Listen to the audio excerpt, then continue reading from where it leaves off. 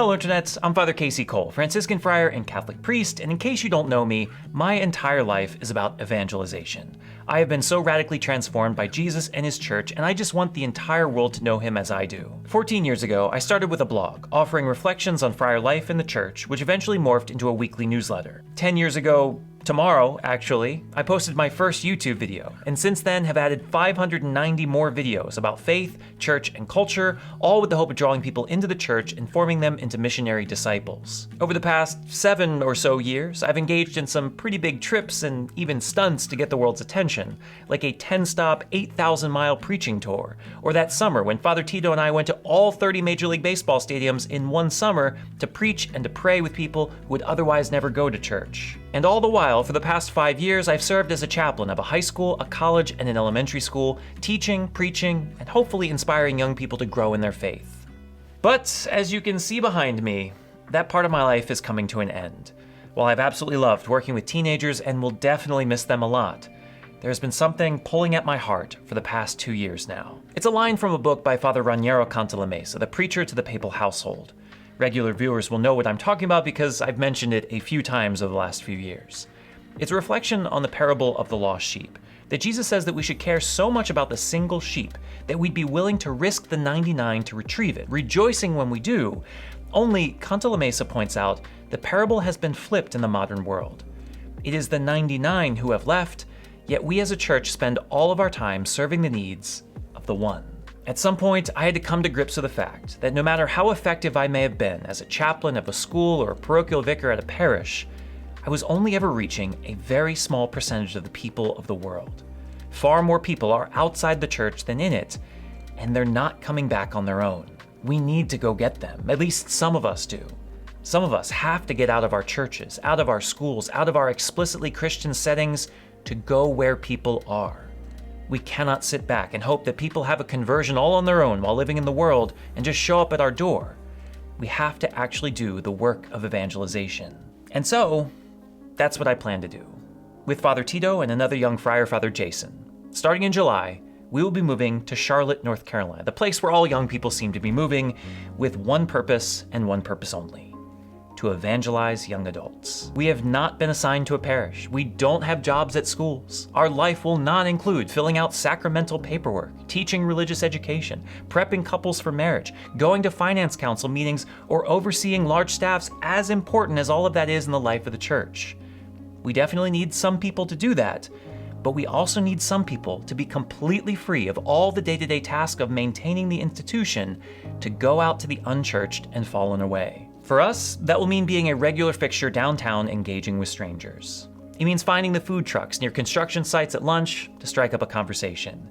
It means tailgating, sporting events and concerts, being present on college campuses and breweries, offering hydration stations near parties and festivals, hanging out in the South End or at NODA on Saturday afternoons when people are having fun, and so much more. To meet people and have general conversations, yes, but ultimately to offer invitations to church, to Bible studies, to young adult events, some of which are already being wonderfully run in the diocese, but some of which we'll kickstart ourselves. It is not every day that you get a group of 3 friar priests in their 30s who are able to give their undivided attention to outreach to young adults. Trust me when I say that we've got some exciting ideas. Of course, a mission like this won't be possible without 2 very important things. The first is our fraternity, the brotherhood in which we live. Given that our mission involves spending most of our time outside of the normal structures of the church, engaging with non-Christians and the fallen away, I suspect that we're going to find ourselves in a constant state of spiritual warfare, facing temptations and rejection on a regular basis without the normal support that parishioners offer. The 3 of us would absolutely not be able to do what we're setting out to do without a strong home life focused on prayer, simplicity, and brotherly support. It's because of this that at this point in our planning, we have probably spent more time working on how we're going to live together than we have with the mission itself. The foundation of our home life is that important, and we see it as an opportunity to lean into the rigor that this life is supposed to offer, but isn't always present. As far as I can tell, we're going to pray together as much, if not more, than any of our other friar communities. We are going to do common penances and focus heavily on living simply. We are going to set aside an entire day, each week, for nothing but the brotherhood. Prayer, Mass, faith sharing, house meetings, chores, and recreation together. Time for us to ground ourselves in who we are supposed to be. Ministry opportunity comes up? Sorry, that's FRIAR time. That's prayer time. One day a week, this has to be our highest priority. The hope with this being, obviously, that we grow in holiness ourselves, but more than that, not just for ourselves or just so that we can do more work. It's the hope that the integrity of our lives inspires others to do the same, as missionary disciples, but maybe even as Franciscan friars. So yes, the fraternity, number one, incredibly important, keeping us grounded on the straight and narrow with this new and wild ministry. But if it is going to work, we are also going to need help from someone else. You. As I said earlier, we are not going to be working at a parish or school, which is great in the sense that we won't have to worry about some of the mundane things that keep us from evangelization, but it also means that we can't eat.